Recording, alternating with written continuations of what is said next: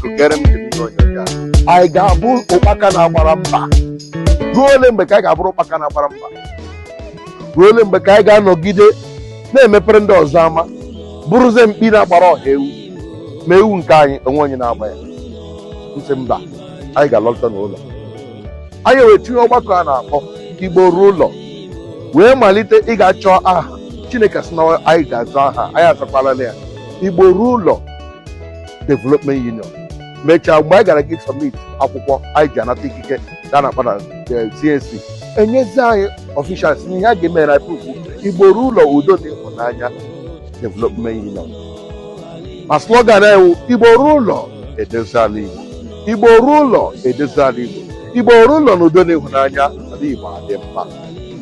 Ụmụnna m, ana m achị kele Chineke ekele n'ụbọchị taa na anyị buru agha dị iche iche nke emecha wee nyezie anyị